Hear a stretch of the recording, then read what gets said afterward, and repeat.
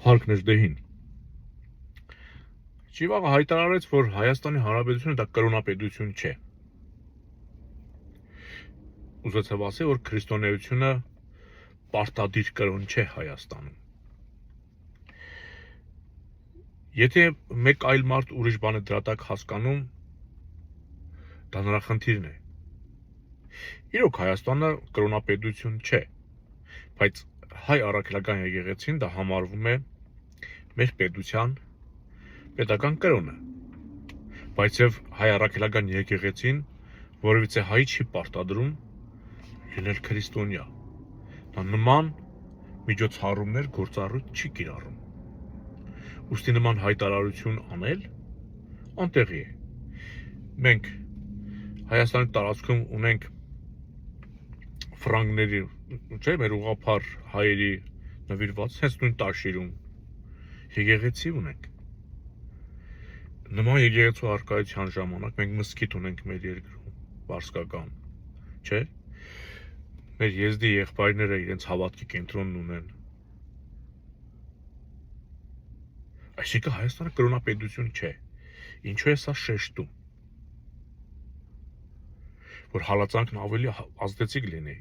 որ պատճառներ գտնի, բայց դա պատճառ չէ։ Օրինակ Խորհրդային Միությունը, որտեղ կրոնը ընդհանրապես նշանակություն չուներ,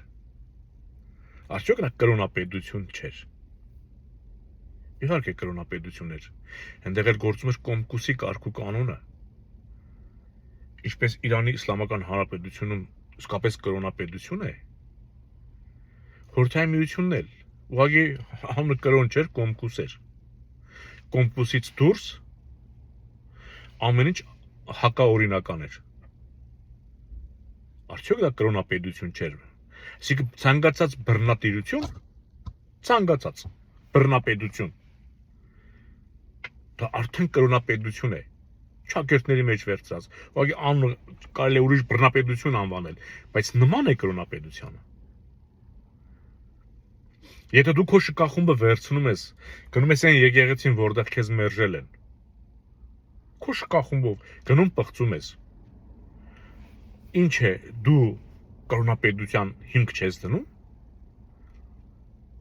այդ նույն շքախումբով կարող ես մտնել Երևանի Կապույտ մզկիթ, պարտադրել քո կարգ ու կանոնով ծես։ Ամեն եկեղեցի իր կարգն ունի, իր օրենքն ունի, եւ ինքը որևէ մեկի վզին չի փաթաթել։ Նա անում է իր ծեսը, ով ցանկանում է դուռը բաց է։ Բայց որևէ մեկը իրավունք չունի մտնի եկեղեցի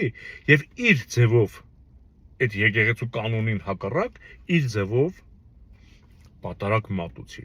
կամ կազմակերպի։ Իսկապես, այդ քո շքախումբով կարող ես գնալ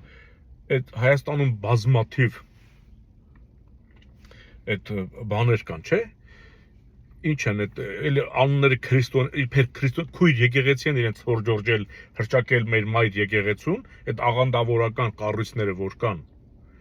Չգիտեմ, եսիմ ինչի ժամանակ, չգիտեմ, եսիմ ինչի գալուստ, չգիտեմ, եսիմ ինչի փախուստ։ Դրանք էլ դրանց ներկայացուցիչները քո կողքին քեզ հետ մտնում են մեր եկեղեցին պղծում են։ Բայց մինչև քո գալը նրանք եկեղեցուն համարում էին քույր եկեղեցի իրենց։ Բայց հիմա շատ ակտիվ քեզ հետ մտնում են քո կանոններով մտնում են եկեղեցի։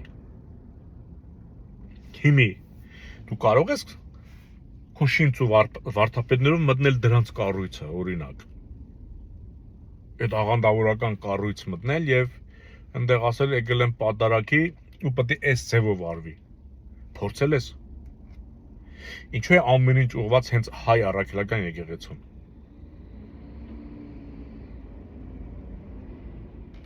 Մի պարզ պատճառով թշնամին է պահանջում։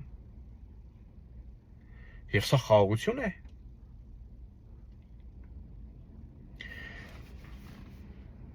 Ցեղասպանությունից հետո,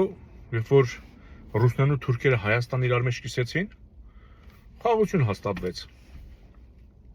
Ինչ եղան հայերը, ոչնչացան։ Երբ որ Արցախը առուվաճառք արեցին ռուսներն ու թուրքերը, խաղաղություն հաստատվեց։ Ինչ եղան այնտեղի հայերը։ Արդյոք ես չեմ կարող ասել քո ասած խաղաղությունը դա հայի ոչնչացումն է։ Ուղղակի դու խաղաղություն ես ասում, որ մարդիկ գլխի չլնեն։ Հիմա երբ որ դու արդեն արևմտյան Ադրբեջան թեզ ես մտցրել